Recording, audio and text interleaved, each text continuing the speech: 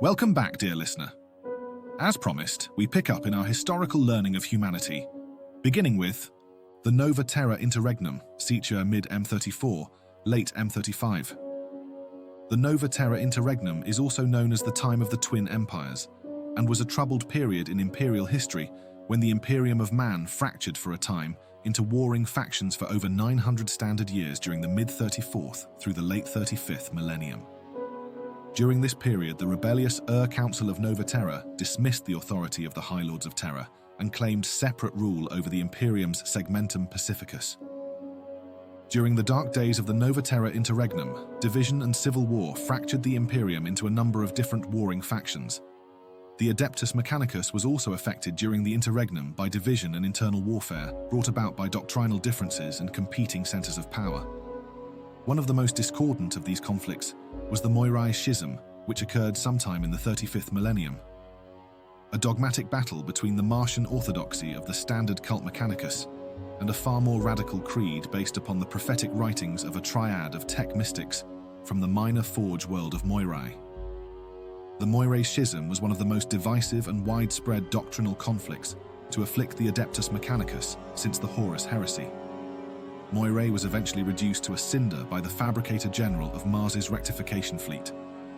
But not before heretical writings from that world spread like wildfire throughout the priesthood of Mars, the Titan legions, and several Space Marine chapters with close ties to Mars, such as the Iron Hands. Over 2,000 Terran years of bloody strife passed before the baleful doctrine was finally considered purged from the Mechanicus and its allies. After almost a millennium of low-grade civil war and political maneuvering, the Cataclysm of Souls in 975.M35 reunited the Imperium. In that year, the Ecclesiarchy tried to transform the Imperium into a formal theocracy, where political differences would be submerged by usurping the power of the rest of the High Lords of Terra beneath the de facto dictatorship of the Ecclesiarch. Their efforts ended only in stirring up massive religious civil wars against the Council of Nova Terra, who were denounced as heretics who stood in defiance of the will of the God Emperor when they rejected the Ecclesiarchy's attempts to increase its power over the imperial state. This religious rebellion on many worlds of the Segmentum Pacificus ultimately overthrew the Council and restored the rule of the High Lords over the entirety of the Imperium's territory, though billions died in these religious wars and the power of the Ecclesiarchy was increased throughout the Imperium to a dangerous level as a result.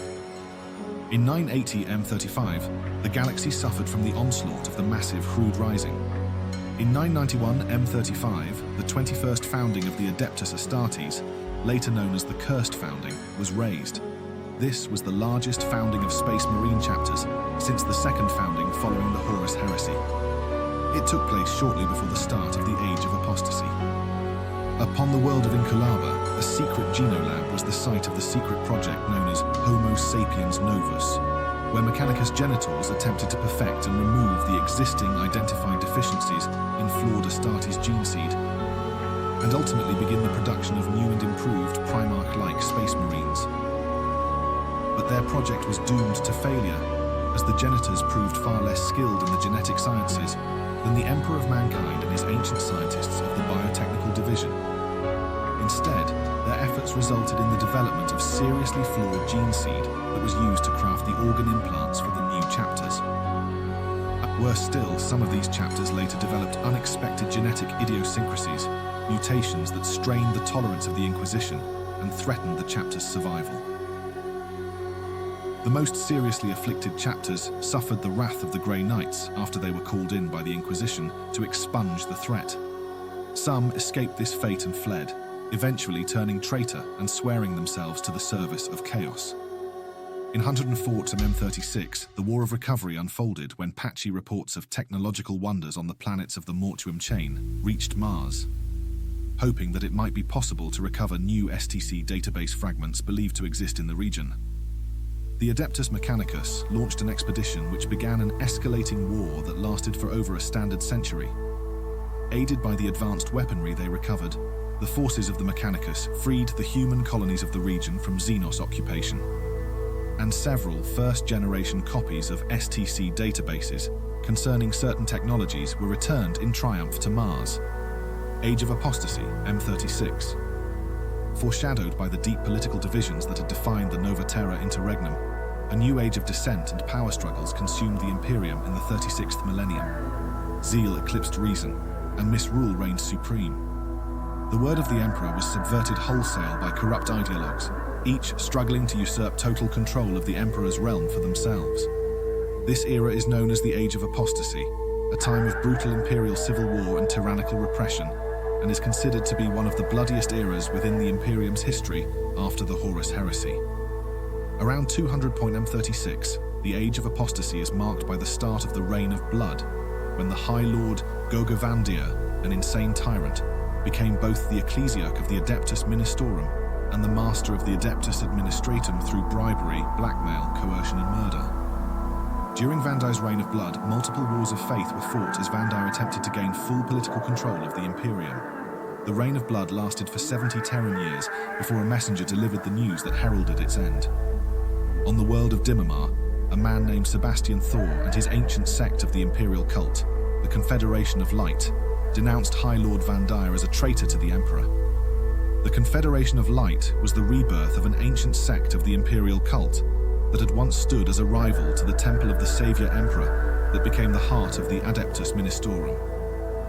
Its doctrines were more moderate than those of the Temple of the Savior Emperor and promoted a version of the imperial faith that sought individual salvation through faith in the God Emperor and good works in his name, rather than the pursuit of political and material power for the Church, which had come to define the doctrines of the Orthodox ecclesiarchy. As an accomplished orator, Thor was able to sway billions to his cause, stirring up a galaxy-wide rebellion against Vandire's rule. Eventually, Vandire was besieged on Terra by several Space Marine chapters and Astra Militarum regiments. The Space Marines' fleet unleashed a massive orbital bombardment which caught most of the traitors in the open. Gogavandire was assassinated by his own bodyguards, the women warriors known as the Brides of the Emperor, who were convinced by the intervention of the Adeptus Custodes themselves that they had been tricked into betraying the Emperor by Vandire. In the aftermath of the Reign of Blood, Sebastian Thor became the new ecclesiarch, and the ecclesiarchy was reformed along the lines of the theology of the Confederation of Light. The Imperium's state church now promised to pursue a more spiritual rather than secular agenda and maintain a balanced political course in which it shared power with the Adeptus Terra rather than seeking to dominate all within the Emperor's realm.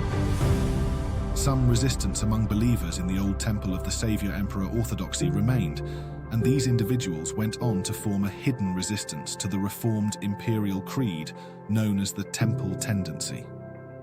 The Brides of the Emperor were transformed into the Sisterhood of the Adepta Sororitas, and its orders militant, the Sisters of Battle, became the armed forces of the Ecclesiarchy and the Chamber Militant of the Inquisition's new-formed Ordo Hereticus. The Ordo Hereticus was intended to root out the internal enemies of the Imperium, watch over the Ecclesiarchy, and prevent the emergence of another Gogavandire who sought to serve his own selfish ends rather than the will of the Emperor. The event known as the Plague of Unbelief in 310 Tom M36 is also considered part of the Age of Apostasy of the 36th millennium, although it occurred several solar decades after High Lord Gog Vandire's death and Sebastian Thor's ascension to the position of ecclesiarch.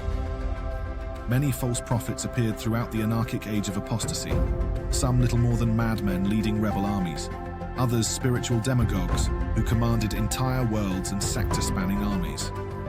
The most powerful of these was the apostate cardinal of Gathalamor, Bucharis, whose heresies reached such proportions they first provided the name for the Plague of Unbelief, not to be confused with the Curse of Unbelief, a potent arcane disease spread by servants of the Chaos God Nurgle in the 41st millennium and better known as the Zombie Plague. The Plague of Unbelief came to an end after the heroic sacrifices of the imperial saint known as the Great Confessor, Dolan Chirosius, who willingly martyred himself on Gathalamor. Chirosius' example proved so potent a display of faith in the God Emperor that the entire population of the world rose up and cast down Bucharis, restoring imperial rule and the orthodox faith of the God Emperor. In 754 M36, the Imperium was struck by the web of intrigue disaster. There is no further information in imperial records concerning this event.